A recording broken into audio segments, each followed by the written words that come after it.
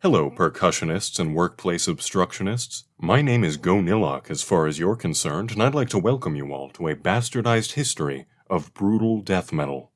The original bastardized history of death metal was created well before this critically acclaimed franchise of ours began offering any semblance of credible or reliable insight whatsoever. That being said, brutal death metal is more stylistically distinct from the wider umbrella of death metal than its title may lead you to believe. But either way, it's about time we ventured a little deeper into the realm of cigarette smoke and ill-fitting long sleeves. The brutal aspect of the subgenre's name refers primarily to how percussive the music as a whole is. Both the guitar and the bass have a strong tendency to mimic the intensity and the rhythm of the drumming. This gives the riffs a punchy, bludgeoning kind of delivery that's oftentimes paired with a penchant for funk, grooviness, and disco fever, the likes of which appeal to our more primal appetites. The vocalists usually hop on board the blunt force trauma train as well, violently shouting or chanting their grisly gutturals to the beat of the drums. An understandable delivery of your lyrics is hardly mandatory for death metal, but brutal death metal in particular takes the concept of vocals as an instrument to its most comical extreme, all the while promoting a safe and welcoming environment for the sputtering car engine impressionists that couldn't make it in Hollywood. And who knows, maybe if you spend enough time listening to your favorite releases, you'll be able to recognize a word or two. I know I've definitely heard Mortician use the word flesh, or at least it was a sound produced by the same species that invented the word flesh, which I consider more or less the same. Now, definitions are great and all, I really do consider myself a large fan of them, but styles of music don't just fall out of the sky like narcoleptic vultures. There's got to be some band in there that actually blazes a trail. Oftentimes, several bands. And as it happens, there were in fact many death metal bands that weren't quite brutal death metal, at least not yet for some of them, that inched their little Tootsie Roll toes closer and closer to a distinct musical identity. Notable releases here include Deicide's self-titled, as well as the demos released under the name Amon, Cannibal Corpse's Eaten Back to Life and Butchered at Birth, Mortician's brief experimentation with an actual drum kit before the robots took over, Goraphobia's Morbiduous Pathology, and a leaked recording of John Lennon getting mad at his children. A couple of significant demos were also dropped by Human Remains and Baphomet, especially the latter's Morbid Realities tape, on which you can absolutely hear some brutal dun-dun-dun, dun-dun-duns before they slip through the band's sultry little fingers and snap themselves back into traditional death metal. But finally, in that lovely palindrome of a year that I like to call 1991, we arrive at what most fans consider the definitive starting point for brutal death metal.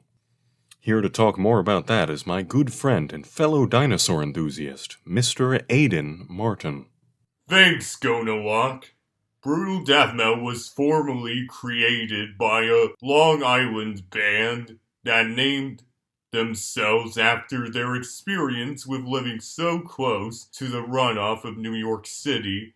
I am, of course, referring to the legendary Suffocation. Although they released a concept EP about the average resident of New York City, aptly titled Human Waste, they dropped the theme in favor of 1991's Effigy of the Forgotten, the true beginning of brutality. Right you are, Aidan. Effigy of the Forgotten, especially the riff on the track Liege of Inveracity, set the blueprint for the rest of the 90s bands following in Suffocation's wake, even if they were already on the same wavelength before this specific album dropped. Suffocation's immediate contemporaries began dishing out classics with the grace and agility of a frightened chipmunk, which gave us the likes of Pyrexia's Sermon of Mockery, Mortician's Hacked Up for Barbecue, Afterbirth's psychopathic embryotomy, and Embryonic Death's charmingly redundant, dead, rotten corpse. All of these bands were operating out of New York, which is undoubtedly the mecca for this type of music, but let's not pretend like there wasn't notable activity elsewhere, such as the activity from Scattered Remnants up in Massachusetts, Agonia over in Italy, and, more famously, Cryptopsy from Canada.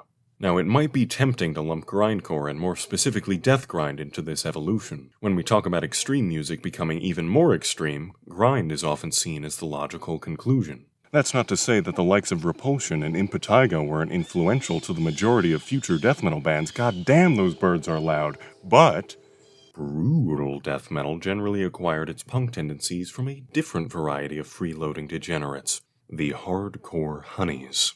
Unsurprisingly, the type of hardcore that influenced New York death metal was primarily New York hardcore, such as Madball, Neglect, and Next Step Up. Some bands decide to subtly weave their punk influences into the threads of their death metal, like a shopkeeper that routinely flips his merchandise to hide the menstrual blood stains from the wanton eyes of customers. But others aren't quite so bashful about their roots. Take, for instance, the group of gung-ho musicians that petitioned King Ferdinand for a spot alongside the crew of the famous Spanish explorer Ponce de Leon.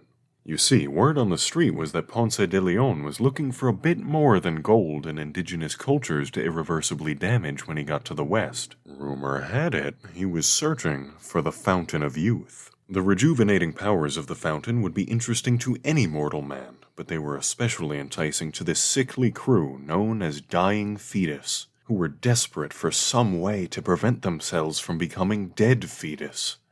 When the Spanish ships eventually made port in what is now modern-day Florida, a divine voice beckoned Dying Fetus up north to Baltimore, where they discovered that the Fountain of Youth was not a literal pool of water, but rather the spirit deep inside them that never let go of breakdowns or immature lyrical themes. The news that punk music was the secret to eternal youth quickly spread back to the Kingdom of Spain, but it spread even quicker to New York, where eager young musicians began incorporating it into their death metal as much as possible.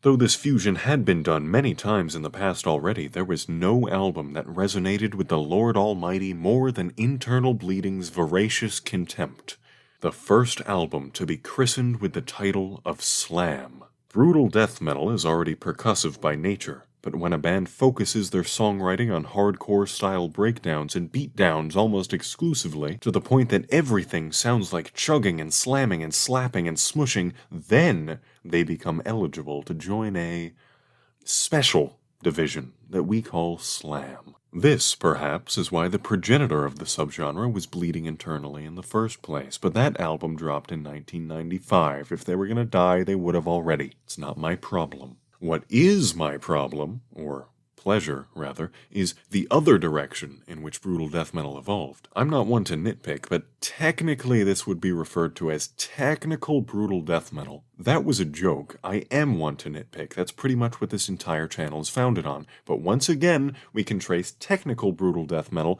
back to Suffocation and Company, as their songs were pretty cleanly split between extremely simple mid-paced breakdowns and more intricate, chaotic riffs played at miraculous speeds. While Slam obviously favors the former and takes a cleaner, simpler approach to brutal death metal, technical bands prefer to make their music brutal through sheer overwhelming density. Popular and influential bands in this style would be the previously mentioned Dying Fetus and Cryptopsy, along with Deeds of Flesh, Malignancy, and one of my personal favorite bands of all time, Nile. Brutal death metal has all kinds of quirks and cultural deformities that set it apart, but even if we look past the consistently terrible production choices and questionable t-shirt designs, one interesting quirk is that it was largely unaffected by the drought in metal culture during the 2000s. Traditional old-school death metal lost a lot of traction during this period, and styles like thrash metal and power metal were medically deceased for a little while there. But brutal death metal continued to flourish, and perhaps grew even stronger due to the lack of competition. There were no enemies or rivals to combat the style's rise in popularity. You could walk around without any armor or any clothes. Hell, you could walk around skinless if you wanted to. Skinless, as well as the even more influential Devourment, formed in the 90s, but instead of becoming washed up and repetitive with time, these bands actually hit their peak in the very late 90s and early 2000s. And it wasn't just them. They were joined by dozens of bands, the ranks of which include Putrid Pile, Defeated Sanity, and Ingested.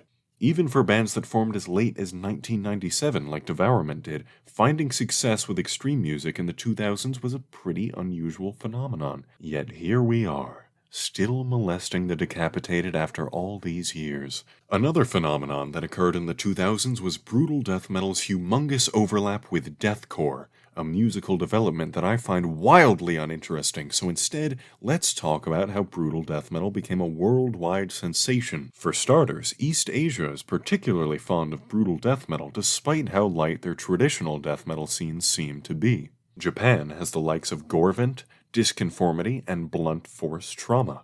Much like my summoning t-shirt after I ate directly out of the dumpster behind Dunkin' Donuts, they also have Vomit Remnants, who were most notably active in the late 90s, but they recently slipped a 2017 album titled Hyper Groove Brutality under their belts. Additionally, Taiwan has some homies by the name of Gorepot, Maggot Colony, and Fatuous Rump, while South Korea has Body Pile and Fecundation. Oh, but there's more to this ecosystem than just East Asia. Those Hagia Sophia swipers over in Turkey have been busy little bees themselves, and one of the members of the band Cenotaph even took it upon himself to create a TRDM banner inspired by the NYDM banner that was set up in, New York. This team of tumultuous Turks includes the likes of Molested Divinity, Decaying Purity, and Decimation. Cenotaph's body of work goes back to the 90s, but all of the mentioned bands have been very active in the 2010s. You didn't think I was being cheeky when I called them busy little bees, did you? Finally, the mysterious Finnish assassin known only as Denki Sitoin has supplied me with some of his favorite brutal death metal recommendations from the notorious soup countries of Eastern Europe. Lithuania came out strong with not one but two good bands, titled Burying Place and Parricide. They both released nothing but demos, but if you've sat through a death metal video for this long, I assume you understand just how fresh demos can be. Latvia had Barbarossa with a demo titled Inferno Unleashed. I understand I'm throwing a lot of names at you, and I'll try to put out a chart or something on my Facebook page, but I have to say, this random Latvian demo really caught me by surprise. It's good old-fashioned death metal with just the right amount of bouncy bass and technicality without getting too self-indulgent. And now, I am running out of content here. I guess I can talk about Estonia now. Because really, despite our troublesome past, they got really into brutal death metal over there. Forfeit had some interesting demos in the mid-90s, and more contemporarily to ourselves, there's Beelzebub. I have no idea how they want me to pronounce that, but they're a very solid band that isn't afraid to use a beer can as a snare, so they have my respect. But I think most of you know by now that when we begin traveling the globe on Bastardized history, that means that the sun is setting. Brutal death metal, and slam especially, are divisive subgenres, but as questionable as the quality control is, I assure you, many of these bands are well worth your time. But you know what isn't? A rambling, overlong conclusion to a YouTube video. So long, buddies. I'll be praying every night that your life sucks, and then you die.